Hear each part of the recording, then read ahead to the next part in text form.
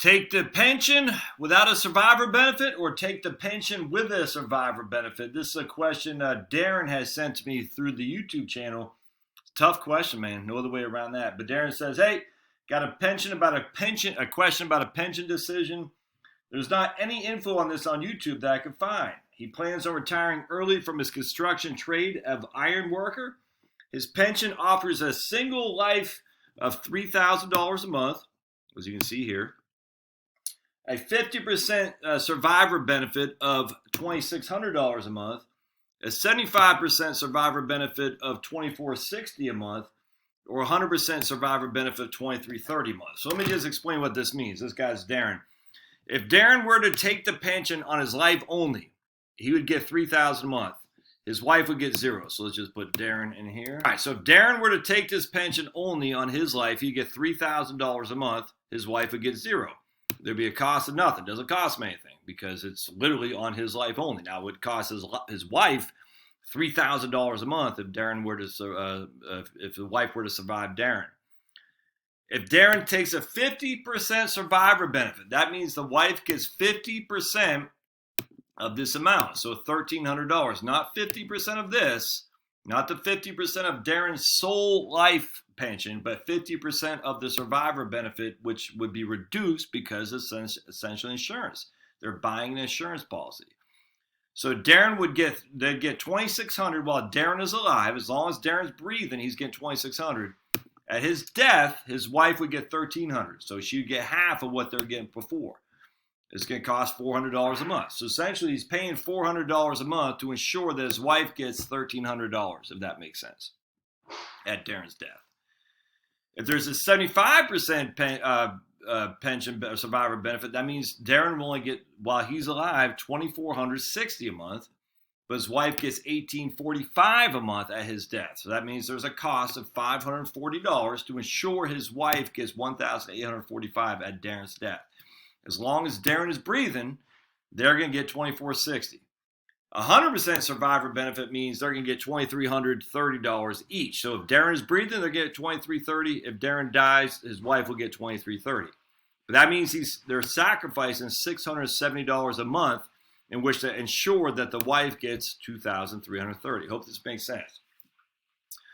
So let's just do a simple calculation here. Hold on, let me just pause this. Oops, pause it. Okay, no, we don't need to. I thought I heard children. All right, so if they invest, if they take the full pension, $3,000 a month, and they say we're going to invest the savings, we're not going to pay $400 a month for the insurance. They're literally paying for the insurance. This is how this works. Now, they don't send Darren a check for $3,000 and say, Darren, send us $400 back to guarantee your wife has $1,300 a month. It doesn't work like that. They just reduce the payment that Darren would get. So he was going to get $3,000, but if he wants to ensure his wife gets some money, in this case with a 50% survivor benefit, he's only get $2,600. Thus, it's a cost of $400 a month. That is money he has to forego. So let's say, look, he said, no, I'm going to take the full survivor benefit. I'm going to invest that $400, full no survivor benefit, excuse me. I'm going to invest that $400. So he's saying, look, my wife is going to be without. She won't get any benefit at all. But I'm going to take the full benefit, and instead of using the insurance proceeds, I'm going to invest it myself. Now, we'll say Darren dies in 5 years. He invested at 6% a year. So he's got $400 a month. Oh, thanks, babe. $400 a month that he's investing at 6% a year. But then he dies in 5 years. His wife will have all of $27,908. That's it. If Darren dies in 15 years, his wife is going to have $116,327. If Darren dies in 25 years, his wife's going to have $277,000. All right. So in this case, Darren, as long as he's living, they're getting the $3,000 a month. When he dies, the wife gets nothing from the pension, but instead has these proceeds here.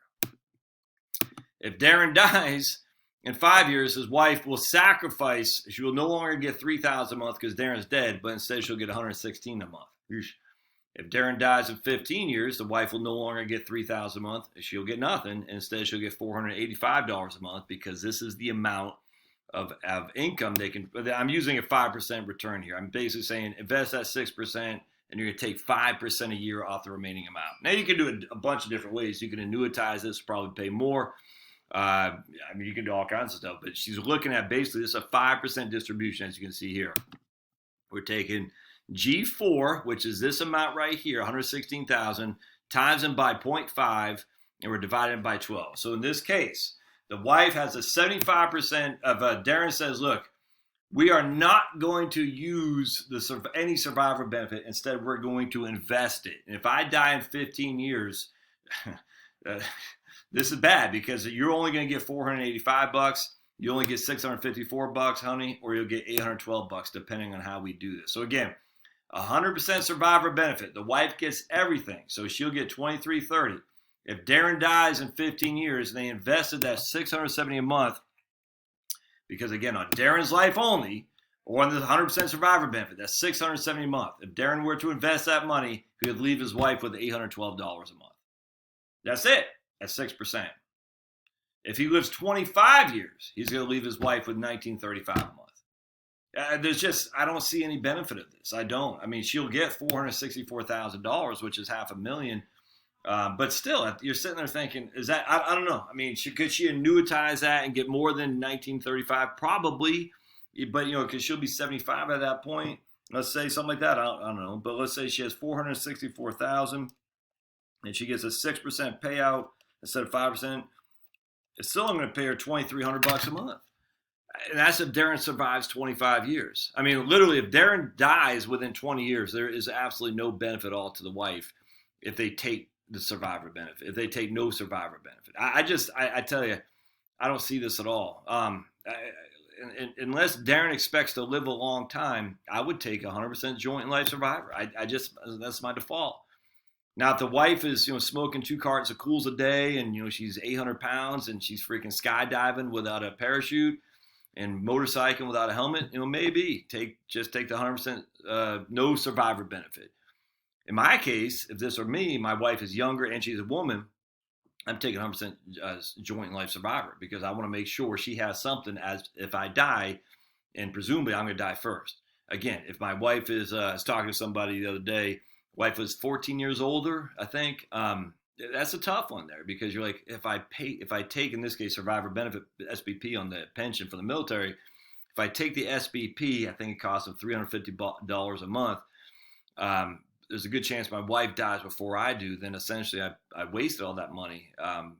Okay, but that's a unique case. Most situations, the husband's older than the woman. Most situations, the husband will die before the woman as well. I just don't see the benefit, man, of taking this. I mean, literally, if you live 35 years, sure.